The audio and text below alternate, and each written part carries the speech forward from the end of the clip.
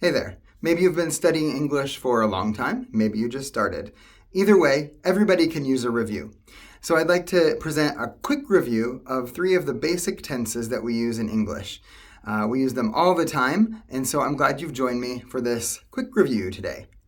I'm Phil. I work at majak-brno, Czech Republic. Thanks for joining me today. So to begin, I'd like to start with the simple present tense.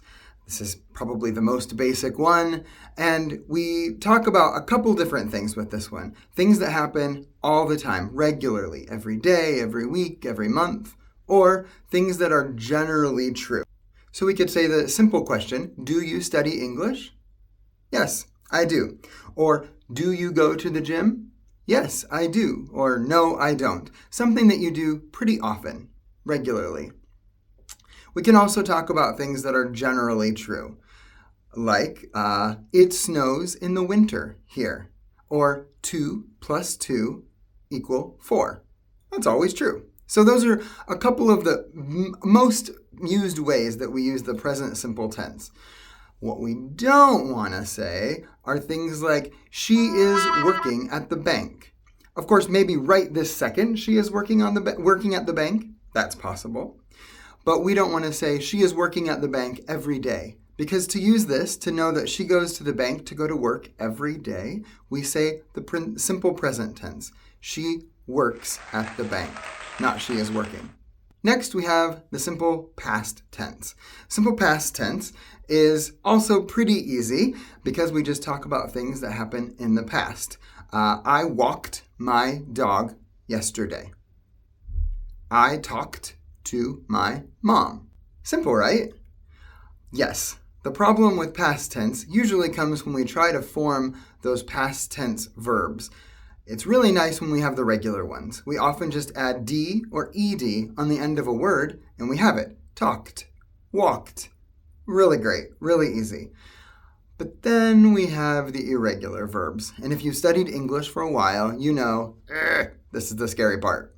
But there are a few categories we could put these guys in. One of them could be the category that are like cut and hurt, where the present simple and the past simple are actually the same. Today, I cut my finger, and yesterday, I cut my finger. Easy, right? There are also ones that change a D on the end to a T. For example, build. Today, I build it. Yesterday, I built it. Or lend and lent. Then there are words that change differently, like keep to kept, sleep to slept. So let's compare some present simple to some past simple and kind of use them together a little bit. So I walk my dog every day. Present simple, right? It's something I do all the time. Did you walk your dog yesterday? I walked my dog yesterday.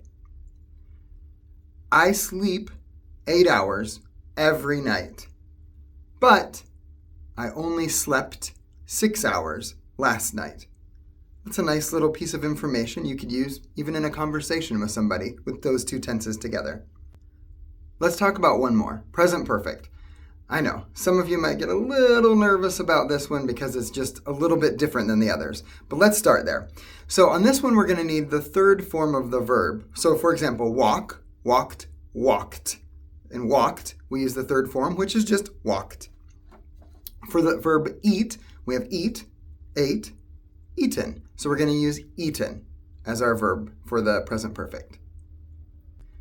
So I never used to like eating tomatoes. They're kind of disgusting for me. And even now, I'm just getting used to it.